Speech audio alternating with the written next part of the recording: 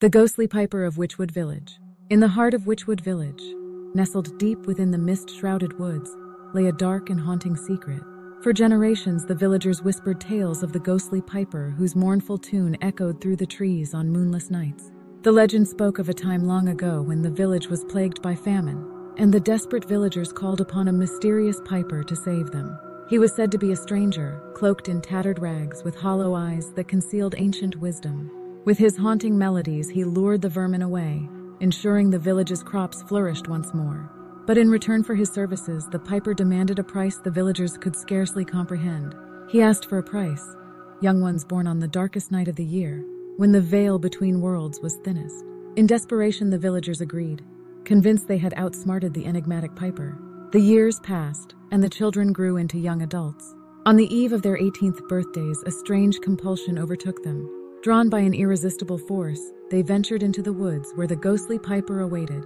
On full moon nights, villagers claimed to hear the mournful tune of his pipe, as if the very trees wept for the lost souls entrapped in an eternal dance.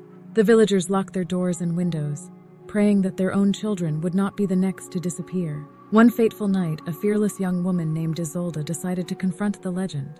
She believed the piper was the key to breaking the curse that had plagued her village for so long.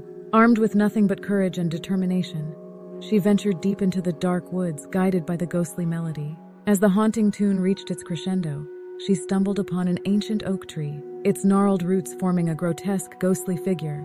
The piper stood before it, his spectral form illuminated by an eerie, silvery light. His hollow eyes locked onto Isolde. "Why have you come, brave soul?" he asked, his voice a spectral whisper. Isolde, her voice trembling, replied, "I have come to free our village from this curse. I am willing to give my life in exchange for the freedom of those taken." The piper regarded her for a moment, his otherworldly gaze filled with sorrow. With a nod, he agreed. The haunting tune grew louder and more sorrowful until it reached a heart-rending crescendo. Isolde's form slowly dissipated, joining the other lost souls.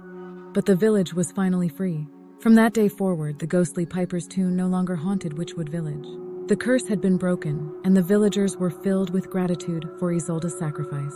Her story became a haunting folk tale, a reminder that sometimes, to vanquish a curse, one must be willing to pay the most heart-wrenching price.